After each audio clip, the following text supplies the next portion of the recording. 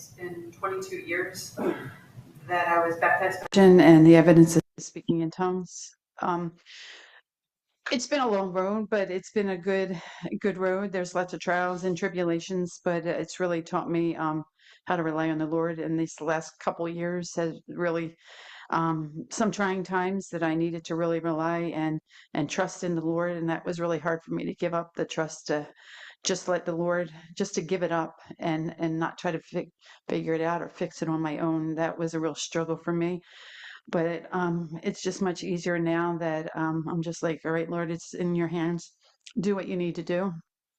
Um, and the kids are all three. We have 4 out of 5 kids that are spirit filled, and just one of them walking still in the Lord. And she's eventually next year going to be getting married in the Lord, which is a blessing. And just to be able to know that she's getting married in the Lord is just it's a real blessing. She's had trials, she's had ups and downs through her walk, but she stayed strong and steadfast in the Lord. And to go over there, being both of us being retired and Ed just being on a pension and Social Security, we've had to change things around how we do things and when we get to go and do things and just stuff like that. And she did graduate. She was supposed to walk the stage in Sydney in October, but because some of her grades didn't get in on time, Rachel's not walking the stage until June, but she's actually graduated.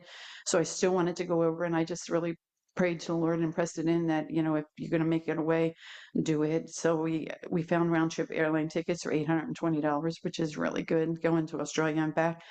And just not a long layover, and it's in Hawaii.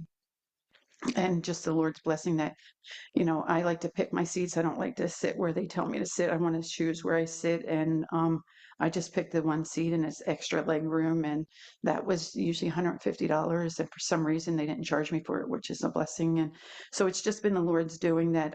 He's made this trip to go out there. And now, instead of watching her walk the stage, which we'll do in June, now we go out there and get to make wedding plans and do the stuff that she needs to do for the wedding, and I get to actually be a part of it, being so far away, which is a blessing in itself.